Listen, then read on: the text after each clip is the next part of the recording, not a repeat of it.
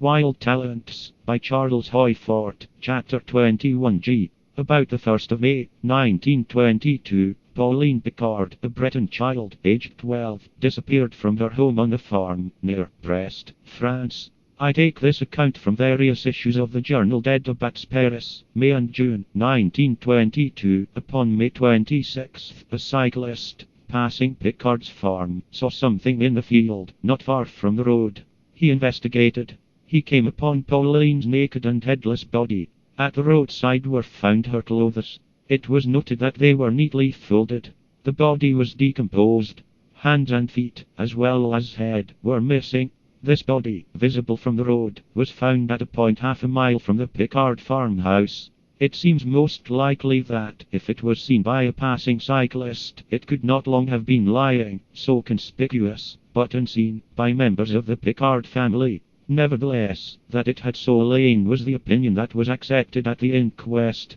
It was said that the child must have wandered from home, and, returning, must have died of exhaustion, and that the body had been defaced by rats and foxes. This story of the wandering child, dying of exhaustion, half a mile from her home, was given plausibility by the circumstances that once before Pauline had wandered far, and that she had been affected mentally. At least, she had disappeared, and had been found far away. Upon April 6th of this year, 1922, Pauline disappeared. Several days later, a child was found wandering in the streets of Cherbourg. The Picards were notified, and, going to Cherbourg, identified this child as Pauline, who, however, did not recognize them, being in a state of lapsed consciousness, or amnesia. If Pauline Picard, aged 12, had made this journey afoot, or by means that are called natural, between a farm near Brest and Cherbourg, in a state of amnesia, which it seems would somewhere be noted, but had not been reported, she had gone, unreported, a distance by land of about 230 miles.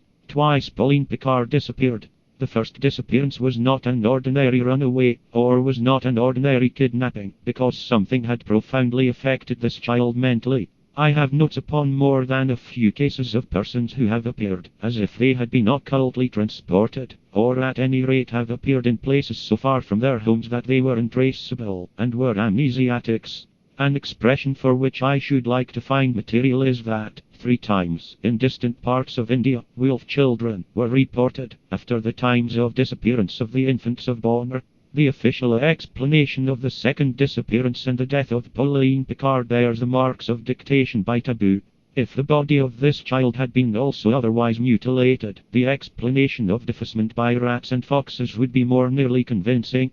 But something, or somebody, had, as if to prevent identification, removed, without other mutilations, hands and feet and head, and also, contradictorily, had placed the body in a conspicuous position, as if planning to have it found. The verdict at the inquest required belief that this decomposed body had lain, conspicuous, but unseen, for several weeks, in this field. There is a small particular that adds to the improbability. It seems that the clothes, also conspicuous by the roadside, had not been lying there for several weeks, subject to the disturbing effects of rain and wind. They were neatly folded. It is as if somebody had removed head, hands, and feet from this body, and had stripped the clothes from it, so that it could not be identified, and had placed the clothes nearby, so that it could be identified. A field, the dismembered body of a child, a farmhouse nearby.